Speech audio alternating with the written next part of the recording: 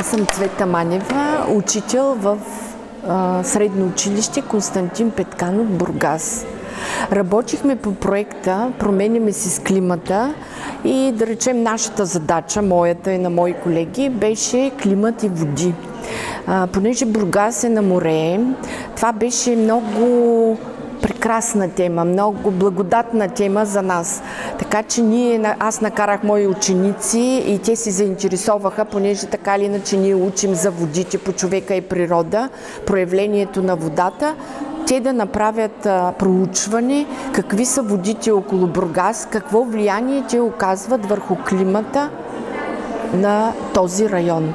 Посетихме метеорологичната станция в града и там видяхме как мерят водата, как я отчитат за 100 години назад и ние направихме съд, който да събираме вода и когато има валеж, да отчетем колко вода на квадратен метър е паднало, да го записваме и да знаем, да речем в период на няколко години този проект за нас, независимо от всичко, ще продължи, да видим как се изменя количеството вода, паднала на тази територия.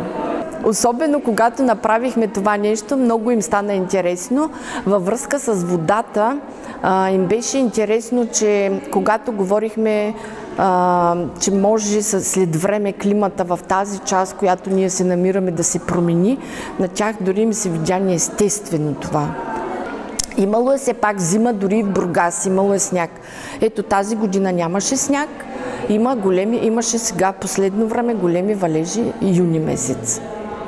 Казвам се Албена Грабедян, учител съм по химия в средно училище Константин Петканов, град Бургас. Имах честта и удоволствието да се включа в проект "Променяме се с климата", като аз бях избрана за ръководител на кампанията, поета от нашето училище, под наслов "Стоп на климатичните промени, мисия възможна". Разбира се, в кампанията се включиха учениците от 1 до 12 клас. Много сърцато приеха задачата да информират и не само учениците в училището, но своите родители, приятели. Все повече се налага да засягаме темата с климатичните промени. Много говорим по тази тема, но нищо не се прави. Затова нашата задача основно беше не само да информираме, но и да изпълним няколко основни дейности. Една от дейностите беше да стимулираме разделното събиране на отпадъци.